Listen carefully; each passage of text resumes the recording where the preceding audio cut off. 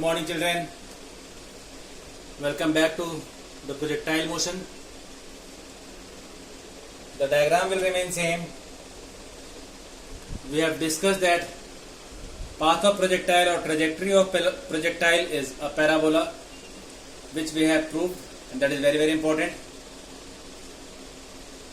Whenever it is asked prove that path of projectile is parabolic, you have to show the horizontal motion as well as vertical motion. At the highest point of projectile motion, velocity and acceleration are mutually perpendicular, that is, they are both at 90 degree. And one more important thing is that at the maximum height, about the height of projectile, that is maximum height of the projectile, the parabola or path is symmetric. Whatever time it takes from this point of projection to this point will remain same in coming down from this point to this point. That is, total time in going maximum height is equals to total time in coming down from the maximum height. So if we know that this time in going to highest point is small t, then time in coming down is also small t, then the total time will become t plus t, that is 2t.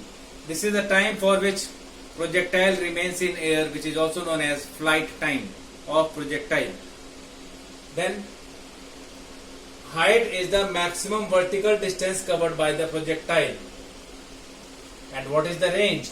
Range is the horizontal distance covered by projectile. So let us discuss the height of projectile, and we will derive the expression for height of projectile, range and flight time, and we will study what is the application in various fields of this projectile. So what is height of projectile? Height of projectile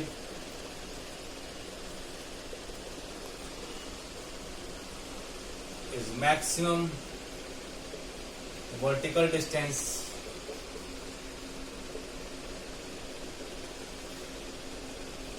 covered by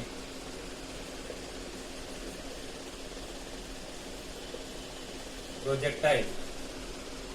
So this, from this point to this point, this is the maximum vertical distance, which is known as height of projectile, and you all know that height will be covered in the vertical direction, and along the vertical there is one force acting on this projectile. In whole explanation of projectile, we have assumed that air friction is neglected, so only force acting is force due to gravity, which always acts vertically. So maximum vertical distance covered by projectile is known as height of projectile. At the highest point,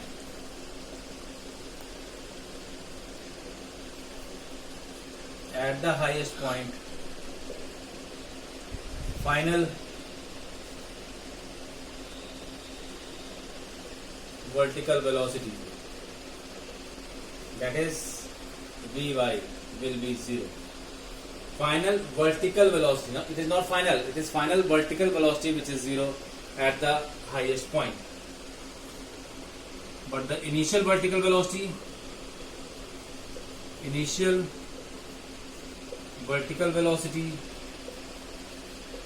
is uy, that is u sin theta.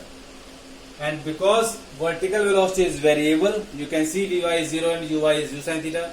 That means it is an accelerated motion, and therefore to find height we need equation of motion. So which equation of motion you will use? Here we are using third equation of motion, that is Vy square minus uy square is equals to 2gh. In place of s, I am taking displacement, that is h, that is vertical height. In place of acceleration, I am taking acceleration due to gravity.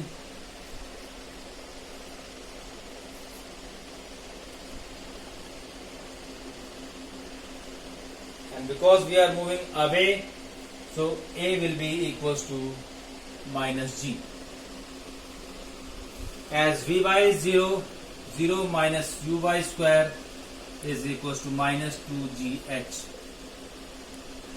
So what is h? Here h will become uy is u sin theta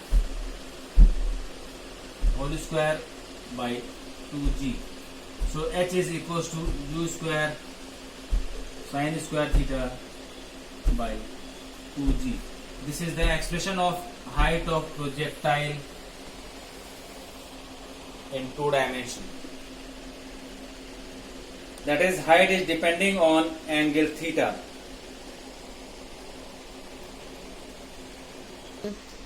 For maximum height,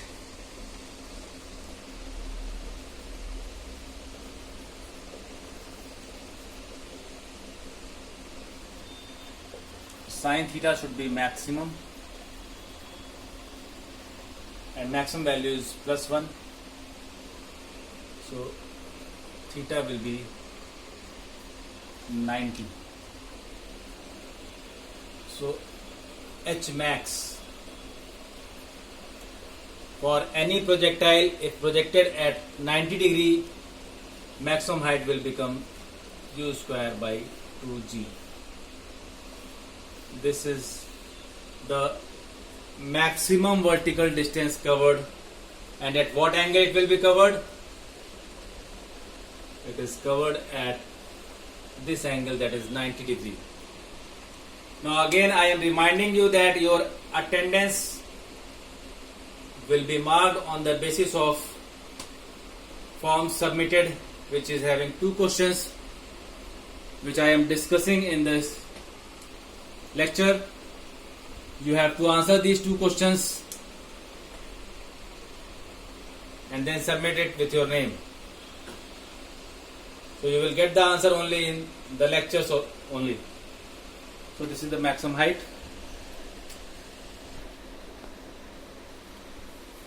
Now, where will you apply? This is applied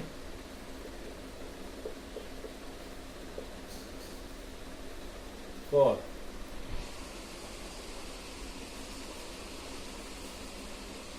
high jump,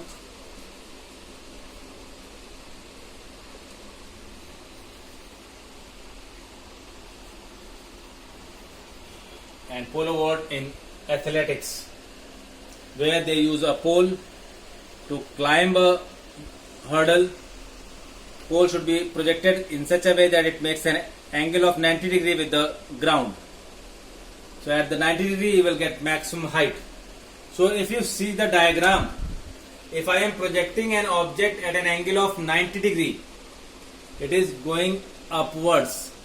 That means motion in 1 dimension is a case of motion in 2 dimension only when angular projection is 90 degree.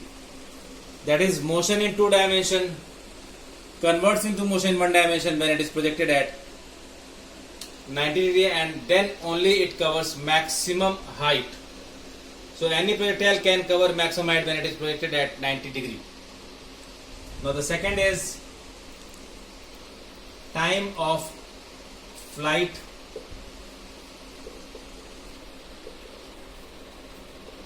or flight time. As the name signifies, time of flight means time for which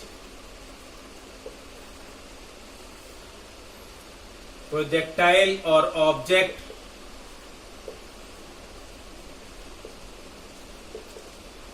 remains in air.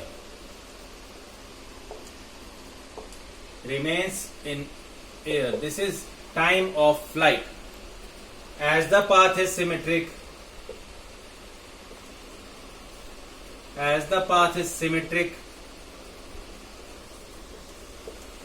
about maximum height,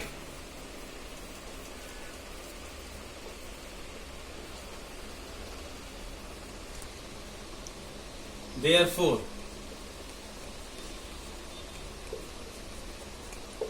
time in reaching maximum height is equals to time in coming down from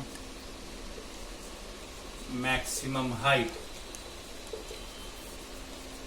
Let it be small t. Then total time of flight becomes 2 times small t.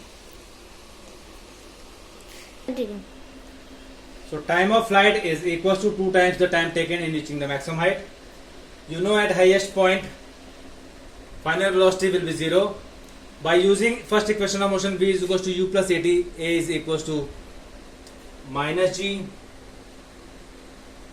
Put the values, you will get ui is equals to gt, t is equals to uy by g, t is equals to u sin theta by g. This is the time in which it covers the half of the projectile path, parabolic path. Doubling this time, you will get total time of flight, that is 2u sin theta by g, replacing ui by u sin theta. Time will be maximum again. Time will be maximum if theta is 90 degree. Therefore, maximum time can be 2u by g. This is only when the object is projected at 90 degree. Next is range, that I will discuss in the next video.